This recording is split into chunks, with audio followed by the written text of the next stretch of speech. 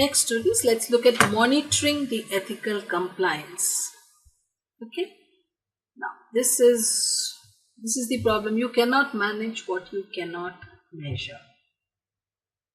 Whatever compliance we have is mostly related to financial reporting, right? Ethical compliance becomes a little difficult to assess.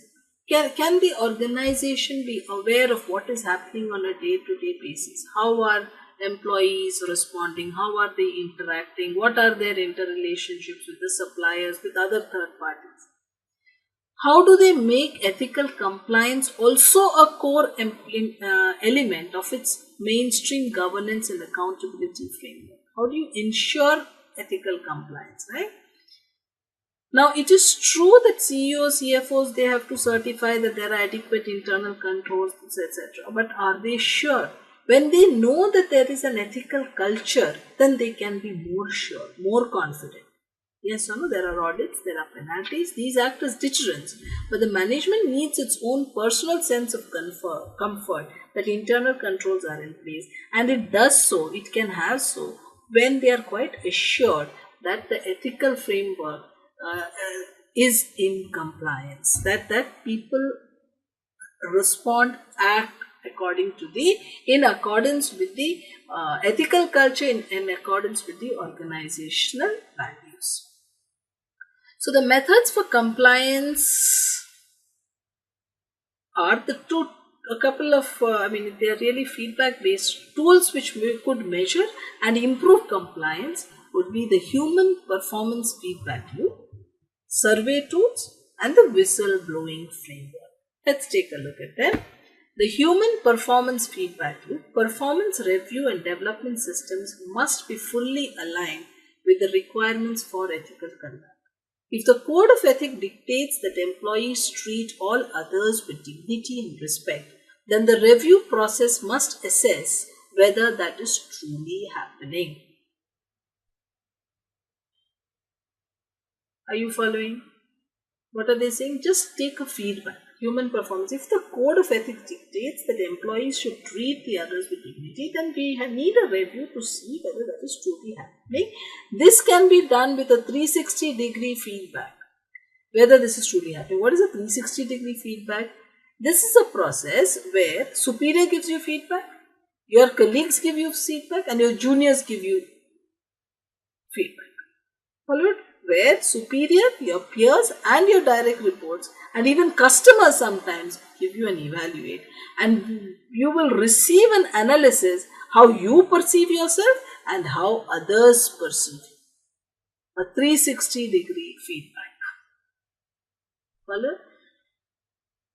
In that, so this ethical compliance could be a part of this feedback. Key performance indicators should also include a tracking of employees against ethical training requirements. Ensure that this training is there, right? Like the number of new hires and how many of them have completed the orientation, the ethical orientation also within the required time. Because sometimes we need people, we have hired people, we don't have time to send them for orientation, we immediately put them on the job and forget all about the orientation. This could happen, yes or no? So this gives you a kind of control. The percentage of employees who have completed the annual refresher training on ethical conduct. So go ahead, see that everyone gets it. Number of employees scoring achieved or exceeded on the annual reviews in ethics criteria. And who have been given an award for noted ethical conduct. See, this is such a motivation where the employees know the organization is really serious about ethical conduct. So one was the feedback loop. The next we can look at is survey tools. This also, survey means you can maybe submit survey questions to the employees regarding what? Regarding the ethics policies, and ask for responses. These can be kept anonymous so that they don't mind giving their honest view. This particularly if views are got on management and leadership, too good. And this surveys using whatever the organization's code of ethics is, and then you can ask the employees to rate how well the organization is following the contents, and the employee can give based on standard choices. I can give this an example here. Say for example, if the organization has this, that they should respect the dignity of each individual employee and recognize their merit. So they will ask the employees whether they agree on this in order to see that. So these are the statements that will be given to them. On this statement, the respondents, they will rate each statement on a scale 1 through 5. Do they strongly disagree or they agree? What are the statements like? This organization, we will say, respects the dignity of all the individuals. If I feel it does not, I will say 1. If I am fully with it, I'll say 5. My dignity is respected. Yes, no. Yes, what do I feel? My manager respects my dignity. Co-workers respect my dignity. Manager recognizes the merit of actions that I take on a scale of 1 to 5. I feel no, I'm not being recognized. I may put a score of 2. Yes or no? Merit is rewarded in this organization. What is the rating on 1 to 5? This helps to give a kind of understanding what is actually happening in the organization.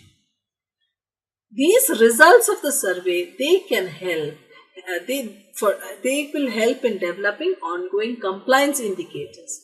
We can have discussions with the employees about their concerns. What are the causes of action that can be taken to improve ethical compliance?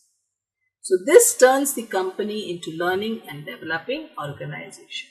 The involvement of employees gives senior management and the board of directors information about how well the organization's code of ethics is being understood and followed.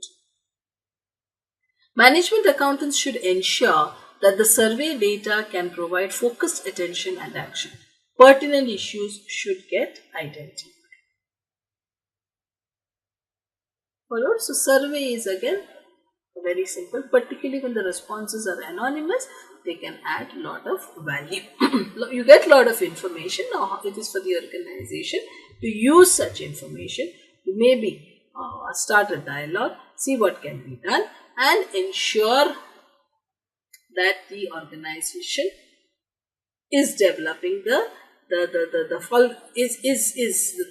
culture, the ethical culture is slowly getting imbibed. Then there is the Whistleblower Framework, which is a confidential framework for employees to report possible violations of the organization's code of ethics. So when the employee spots there is some violation or he wants some advice on a challenging decision, but he is scared to speak out, he doesn't know what retaliation will be there. So this is a confidential framework. He can do so. There's a whistleblowing framework. His identity will be kept secret, will not be known. So it creates a culture where the employees freely raise issues and concerns without a fear of retaliation. It's one of the key attributes of creating an integrity-based organization. Statistics show large number of occupational fraud cases are detected because of the hotline or other reporting method. This whistleblowing framework, that is one reason for a lot of frauds to come out in the open. So this is an outlet. Employees can raise issues confidentially. The collection, analysis and summarization of ethics issues can provide insight into the operation of its code of ethics and the degree to which employees are following. So when there are a lot of all this data, when it is collected, right, and you are looking, analyzing it, we get an understanding about the operation of the code of ethics and how much the employees are following. But remember, for this the employees should feel encouraged. They should be sure their identity will not be revealed, that there will be no action taken against them, and they should be supported in every possible way. The whistleblowing framework should provide a clear guidance and top-down support to be effective. Very, very effective framework, the whistleblower framework.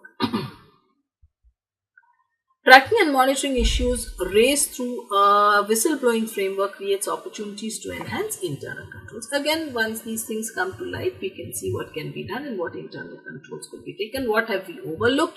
Why did such things happen?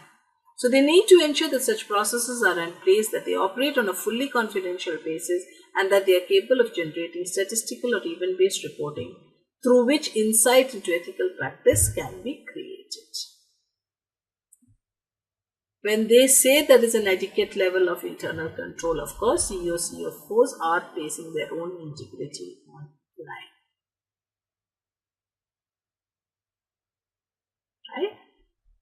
Right? So they should encourage a whistleblower framework so that they understand when these frauds, etc., happen and they are coming out.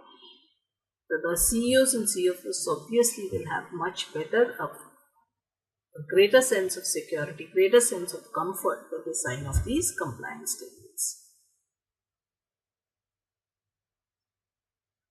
Again, from the same statement, student statement in management accounting, creating a thorough, integrated system for developing, implementing, sustaining and monitoring ethical performance within the organization will allow executives to make such declarations with confidence that a code of ethics is the foundation of the organization's culture. It is fully integrated into the thinking process of every employee and business partner.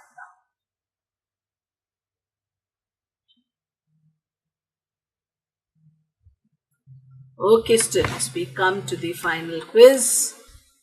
Hope you are ready. We will test your understanding of all that we have covered in this module. Come on, let's begin.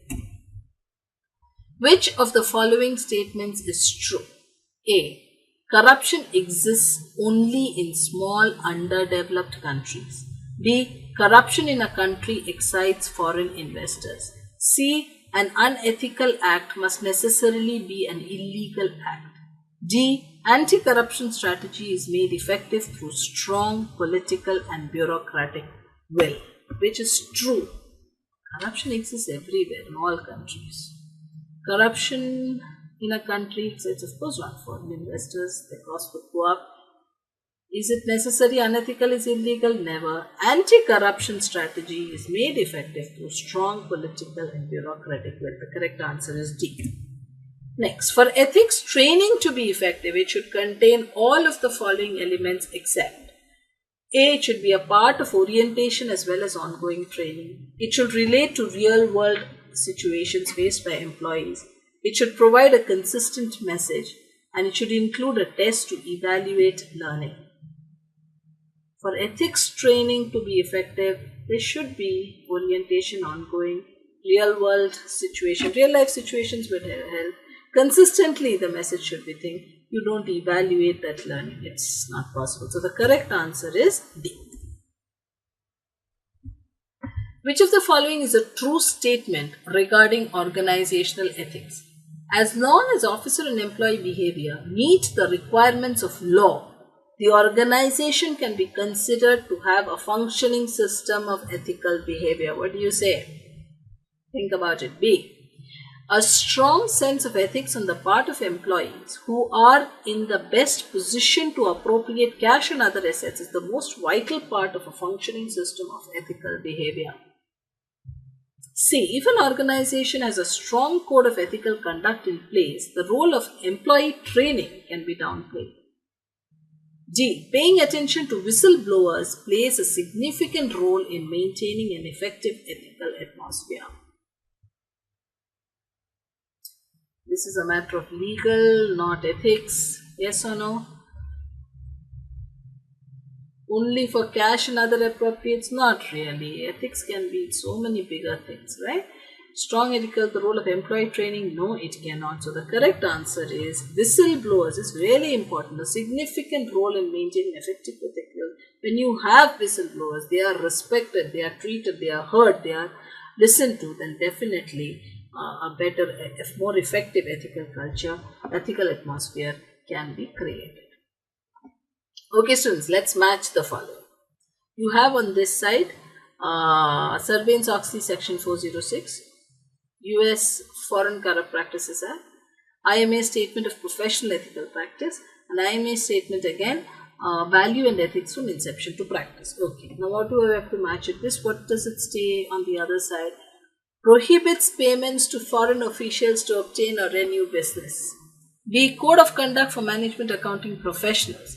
C. Guidelines for accounting professionals to ensure maintenance of effective internal controls and the implementation of a company-wide ethics and compliance program.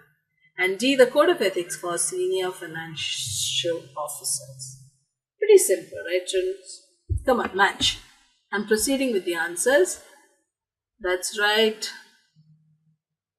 Sarbox 406, Code of Ethics for Senior Financial Officers. USFCPA prohibits payments to foreign officials to obtain or renew business.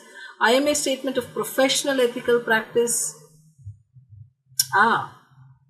You've jumped. IMA Statement Value from Inception to Practice Guidelines for Accounting Professionals to ensure effective internal controls and implementation of Ethics and Compliance Program.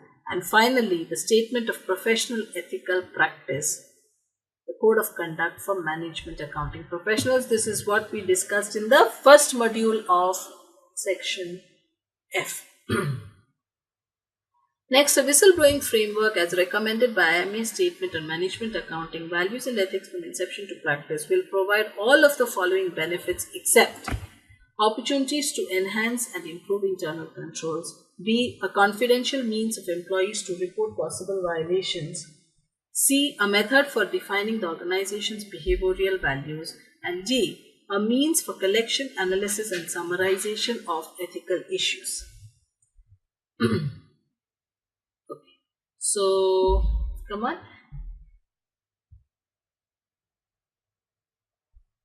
It will provide an opportunity to improve internal controls. It does give a confidential platform to report violations.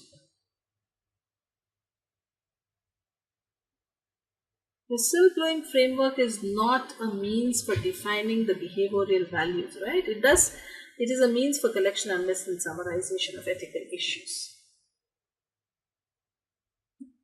Which of the following statements is false? A. Corruption is anti-competitive. B. Ethical issues can arise even when actions are not controlled directly by the organization. C. Training on ethical values should be ongoing. 360-degree feedback is a feedback process where your superior gives a feedback for the whole year.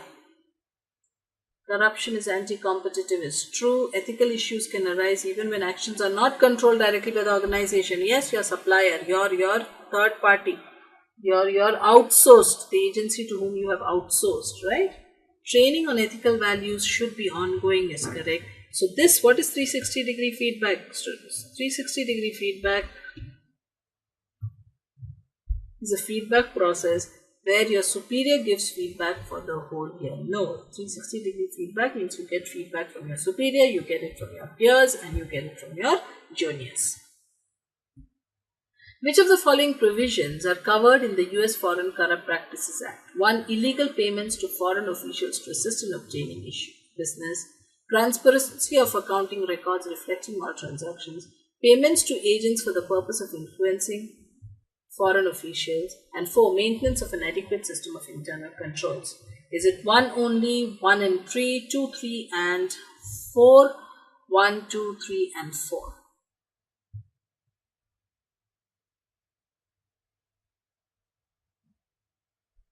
All of them, right, students? The correct answer is D.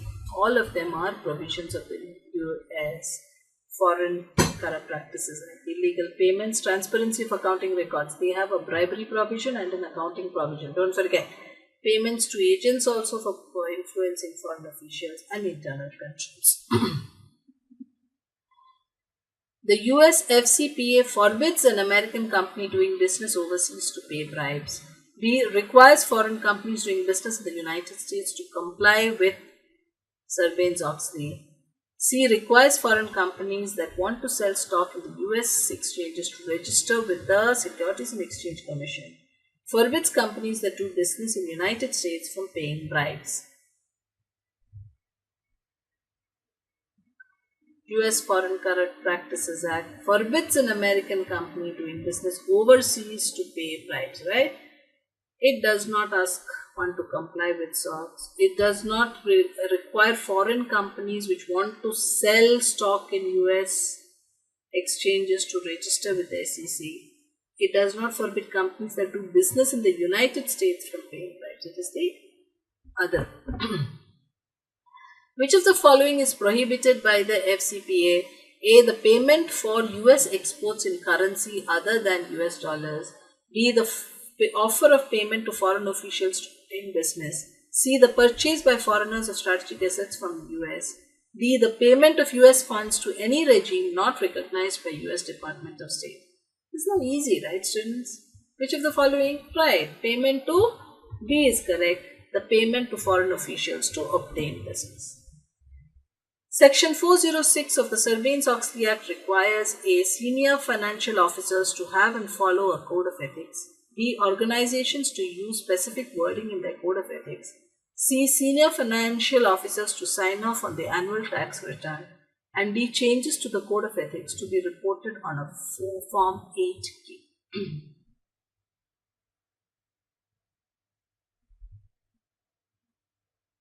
Requires senior financial officers to have and follow a code of ethics. That seems to be correct, right, students? Do they want a specific wording? No, because different organizations could have different cultures. Senior financial officers, no. So they don't have to sign off an annual tax return. Changes to the code of ethics. Changes in waiver of code of ethics for senior professionals. So let's say this is the best option. We will take A. Corporate management is responsible for creating an ethical culture by doing all of the following except. Corporate management is responsible for creating an ethical culture by doing all of the except. A. Identifying and documenting organizational values. B. Defining principles of behavior. Implementing a whistleblowing mechanism. Creating a code of ethics or conduct. Corporate management is responsible for creating an ethical culture. They must identify and document organizational values. What are the principles of behavior? And they must create a code of conduct. Implementing a whistleblowing mechanism cannot ensure an ethical culture. Correct? Corporate management is responsible for creating an ethical culture by doing all of the following except implementing. This is like, it gives us a feedback, it gives us a monitoring. Which of the following is an example of a metric that an annual review may include to measure compliance with corporate ethical expectations? A. Ability to work accurately. B. Has signed off on, received and read the corporate code of ethics. C. Ability to reach a decision when faced with a problem. D. Ability to model behavior consistent with the corporate values statement. Metric which could measure compliance should be this. You should be able to model the behavior with the corporate values statement, consistent with corporate statements. Who of the following may be called a whistleblower? Who is a whistleblower, students? Is it a senior financial officer to whom Sarbanes-Oxley 406 applies? B. An employee who has worked for the employer for 5 years or more. A worker. C. A worker who acts as a union representative. Or D. A worker who divulges confidential information about their employer. Right, the correct answer is D. Person who divulges confidential information about their employer.